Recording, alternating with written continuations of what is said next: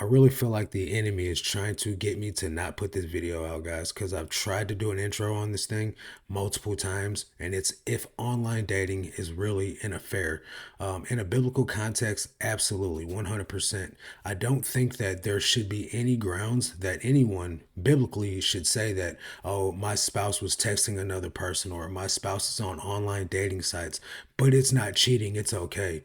Where do we get this concept from that just because there's no physical touch involved, that it's not cheating? And this came up in one of my most recent videos. The comment section was full of comments like this because a YouTuber that was having an affair online left his wife for this other woman. But they're saying he didn't really cheat. He didn't do anything wrong because he didn't touch the woman. That's foolish, guys. There are biblical grounds for divorce in this case. If this man doesn't repent and come back to this woman, she can biblically divorce him for infidelity, right? I know that you guys hate it when I do this, but we're going to pop up this on the screen. Everybody hates the AI, but I asked AI if there are biblical grounds against online affairs. It says yes, there are biblical grounds against online affairs. The Bible prohibits adultery and sexual immorality, which is true. There's nothing that AI is wrong about on this topic so far. And online affairs can fall under this category, even if they don't involve physical intimacy. Well, why is that, Marcus? Well, AI says it's because Jesus equates lust with adultery in Matthew 5:28. And this can be applied to online relationships that involve intimate emotional connections and flirting. So, first and foremost, if you are married, you have a husband, you have a wife, and you look at anyone else, even if all it is an online affair, you see this person, you like their attraction or you like their body, you like their face, you're attracted to this person. And then you get to flirting with them. This is automatically taking attention that should be towards your spouse and putting it on this other person. Now, this does one of two things. This gives all your affection to this person, and you don't have any affection left for your spouse. Or number two, it causes you to start lusting after this person, and then you also don't desire your spouse anymore because you have this new shiny object, so to speak, this relationship over here on the side that's taking all your sexual attention away.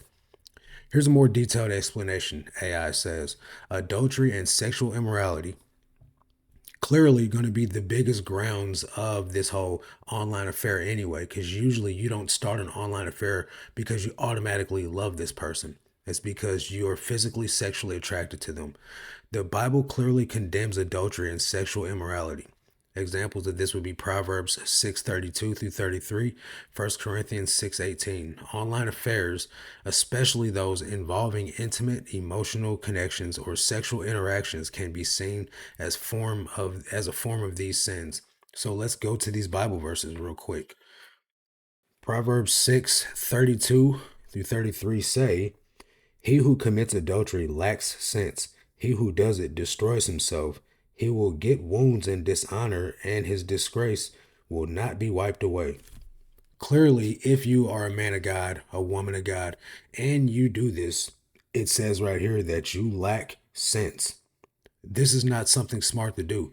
Just because it's online or it's out of sight, out of mind, because no one else knows about it, when you get found out, you're going to look bad. You're going to look foolish. You're going to look disrespectful to your spouse and to the Lord and to the church, right?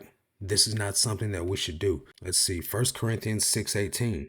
Flee from sexual immorality. Every other sin a person commits is outside of the body, but the sexually immoral person sins against his own body.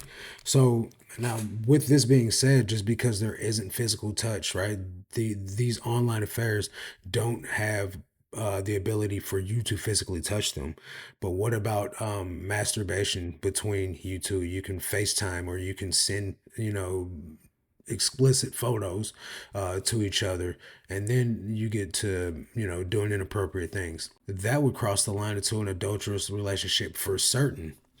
Let's see, adultery of the heart. Jesus taught that lust in the heart is the same as adultery. Matthew 5:28. Let's look at Matthew 5:28 real quick. Matthew 5:28 says, but I say to you that everyone who looks at a woman with lustful intent has already committed adultery with her in his heart. So if you're looking at this person or if you're having this adulterous online affair, you have the intent at some point to do something sexual with this person. We're all adults here. That's just how it works. Online affairs can involve developing deep emotional attachments and fantasies with someone other than one's spouse, which can be considered adultery of the heart. That's no doubt adultery of the heart. And we see it all the time in true crime mysteries where people get into this online affair and then they start talking about, well, we're going to, run off together and get married and we're going to have this great relationship. And that's because these people, they get their heart involved, they get their feelings involved, and now they want to leave their spouses. And a lot of people do foolish things to get out of that marriage union because, as a Christian, marriage is until death. And the only way to get out of that without being shamed by the church or excommunicated by the church for divorcing your wife without biblical grounds for divorce is something drastic that comes from the devil, 100%. Marital unfaithfulness.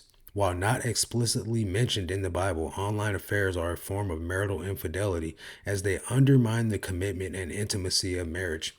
While not explicitly in the Bible, because let's face it, online affairs didn't exist back in biblical days.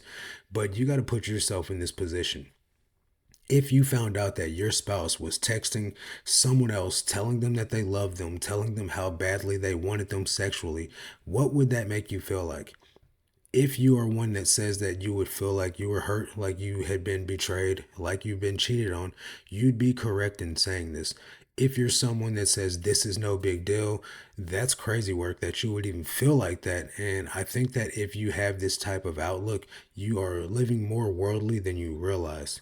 Application of biblical principles.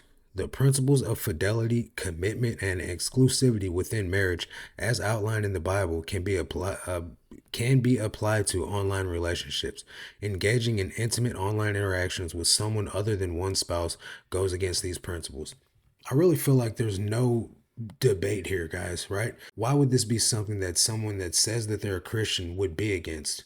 If you are married, because, right, there should be no other point to dating other than to get married. So once you've already crossed that threshold into a marriage covenant with God and your spouse, this right here shouldn't even be something that's on the table. Right? This is why men of God, women of God need accountability. Never allow yourself to be in an online community talking to someone privately without your spouse there because there's too much room for interpretation. People, especially men, we always think that someone wants us when they don't, right? You're not all that. And women, you're not all that either because you always think somebody wants you too. And it's just not the case.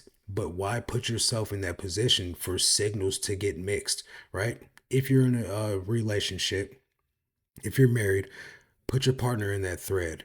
Start a text group with you, your spouse, and the person that you're talking to that's of the opposite gender. There should be no way that you should ever have communication with someone of the opposite gender as pure as it gets, even without your wife there. And I know sometimes you guys might think stuff like that is a little bit extra. The people at my church, that's the way we communicate. Whenever I have to talk to the wife of the youth pastor, I don't talk to his wife in a text thread without her husband tagged in it. If we are alone in a church with staff members that are of the opposite gender, a man will not be alone in a church room at all with the opposite gender without another person present in the room. That covers everyone. That covers the person that is on staff. That covers the person that's the visitor. And no one can say that anything inappropriate happened. And I think there's nothing wrong with that, honestly. You have to be accountable. You have to be responsible. You have to cover your grounds. You have to cover your tracks. You have to cover your back. Never allow anything like this to grow and fester into something that can be much more than what you intended it for it to be. Online affairs are just that, guys. It is an affair. An affair is an affair. It doesn't matter if physical touch is there. Physical touch is not required for it to be considered a legit affair. This doesn't please Jesus, I'm sure. So why would it please you? That's gonna do it for this one. Make sure you guys smash the like button, guys. People need to see this. For some reason, this is something that is growing in popularity. That because there's no physical touch, it doesn't count as cheating.